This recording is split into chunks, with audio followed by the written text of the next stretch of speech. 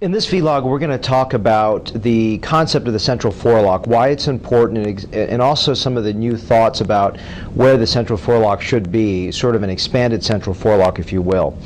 Before we talk about the central forelock, let's establish the fact that when there is baldness or progressive hair loss in a male pattern distribution, we have to have enough donor hair to move the occipital hair and cover visually dense region of the scalp right here so that it frames the face and provides a nice rejuvenation overall.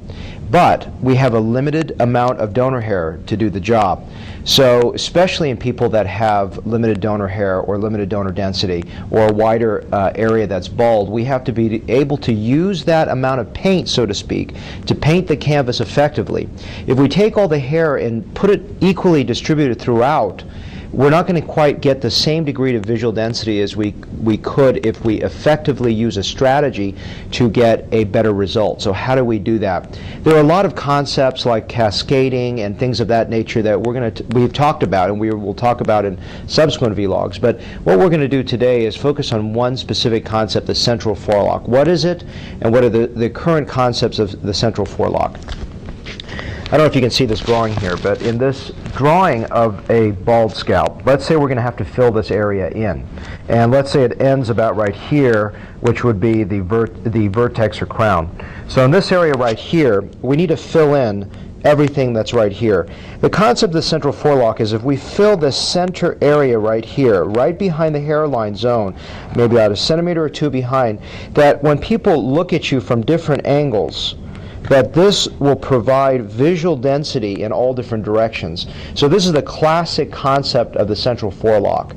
But I think what's so important today is expanding that concept, because if you notice, someone looking at it this way still sees baldness. Now, of course, all of this is going to be filled in. We're just talking about increasing certain areas for more visual density. So what we do now is a central forelock should be considered to be back here as well. And because as you see, looking this way, you can't see bald in all directions coming through. So we can almost consider it like an oval in this area being the central forelock. And that's very, very important to create a higher area of central density so that the person seeing you from any angle from the side to side will not be able to see through it. Now, these two smaller subzones of the central forelock are different.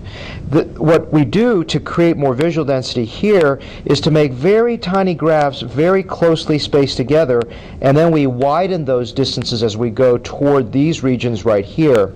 But in the back, we use those multifollicular unit grafts or combination grafts or slightly larger that create more visual punch but would not look natural if we put it this far in the front. So it's using larger grafts that are a little bit more spacing to create more visual punch toward the center of the scalp in the posterior portion of the central forelock, and smaller grafts more highly packed together to create more visual punch. Now, if you said, well, which would you choose? If I had a choice between slightly larger grafts, say like 2 follicular units put together versus single follicular units more tightly packed, which would give you more visual punch? And actually, interesting enough, the multifollicular unit grafts in the central region that we use, not all the time, depending on the patient's caliber, curl, and color contrast, we talk about that in another video on this website,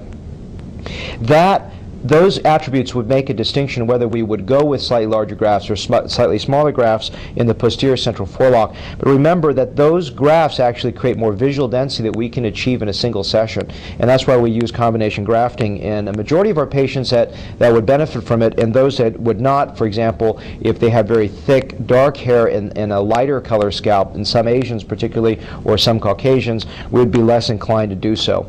But that's just to give you an idea of how we can maximize visual density by strategically putting areas of high density and then slightly fanning that area over, because we have limited grafts that we have to create a visual illusion of hair density.